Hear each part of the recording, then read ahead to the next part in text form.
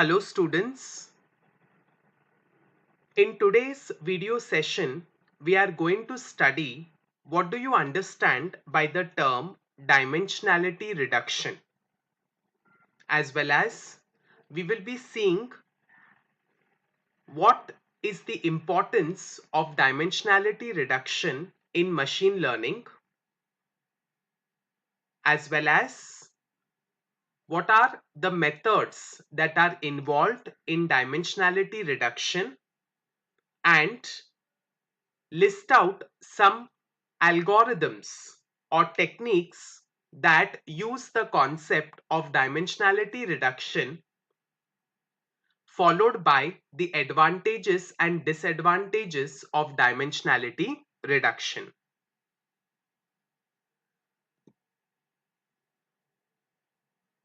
In machine learning classification problems, there are often several factors on the basis of which a final classification is performed. These factors are basically variables called as features. So when we perform a classification problem, we need to consider many features. Then only we can carry out the final classification. The higher the number of features, the harder it gets to visualize the training set and then work on it. Sometimes most of these features are correlated and hence redundant. This is where dimensionality reduction algorithms come into picture.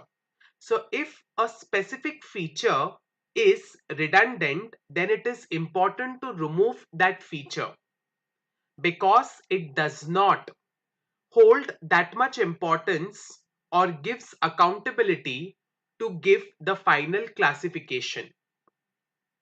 So dimensionality reduction is the process of reducing the number of random variables under consideration by obtaining a set of principal variables. Dimensionality reduction can be divided into feature selection and feature extraction.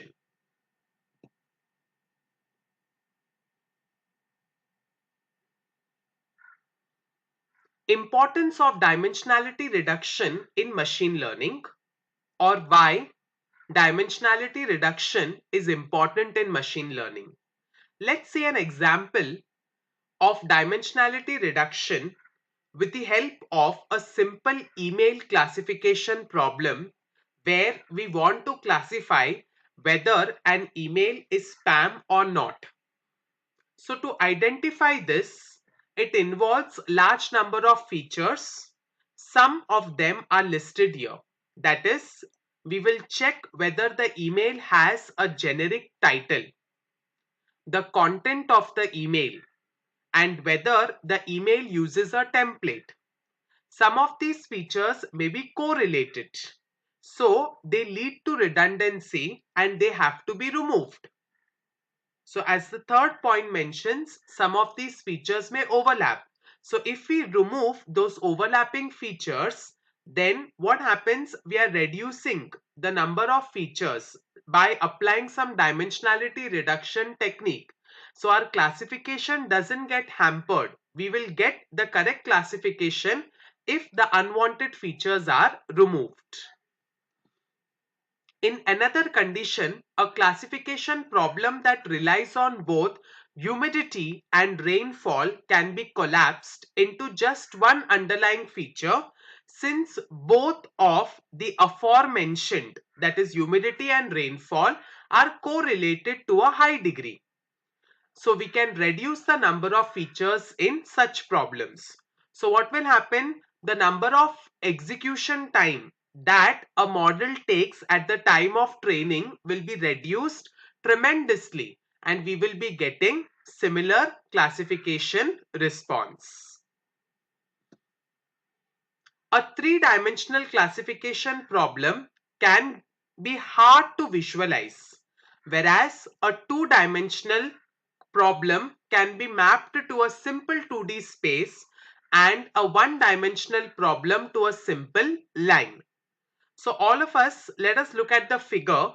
This figure illustrates the concept where a three-dimensional feature space. So this is your three-dimensional feature space. We have got X, Y and Z axis, and these are the cylinders. It's split into two one-dimensional spaces, and later it is found to be correlated, then we can reduce the number of features. So here a three-dimensional feature space is split into your two 1D feature spaces. So here we have considered X and Y axis, and here we have considered Z and Y. So one dimensional spaces. So basically we get lines. So here we get the lines of the cylinder, and here we have got only the circles. So if still correlation persists in 1D feature spaces, we can reduce further. So the two components of dimensionality reduction as mentioned earlier are feature selection and feature extraction. In feature selection, we try to find a subset of the original set of variables or features so that we get a smaller subset. So from a larger set, if we are able to successfully find a smaller set, which is the subset, then we will be using that to model the problem to train the model. So it usually involves the concept of filtering, wrapping and embedding. Feature extraction, it reduces the data in a high dimensional space, as we saw from 3D to a low dimensional space, that is 1D. So a space with lesser number of dimensions. So these are the two major components of dimensionality reduction. There are various methods, techniques or algorithms used for dimensionality reduction. Some of the prominent ones are listed here. First one, that is principal component analysis. We will be studying this topic in our subsequent videos. Linear discriminant analysis and generalized discriminant analysis. Dimensionality reduction may be both linear or non-linear depending upon what kind of method you are using, whether PCA, LDA or GDA. Advantages of dimensionality reduction: it helps in data compression and hence reduced storage space. So we are saving a lot of storage space by excluding the redundant features. It reduces computation time, and it also helps in removing the redundant features if any. Disadvantages of dimensionality reduction: it may lead to some amount of data loss. There could be a possibility that the variables which are correlated may not be redundant. The chances are very less, but there could be a possibility.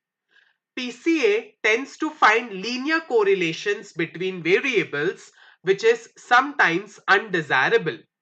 PCA fails in cases where mean and covariance are not enough to define data sets. We will be studying PCA in our subsequent videos to understand the concept of mean and covariance. We may not know how many principal components to keep in practice, and so some thumb rules have to be applied, which again becomes a constraint while using dimensionality reduction. These are some of the university questions for your reference. Thank you.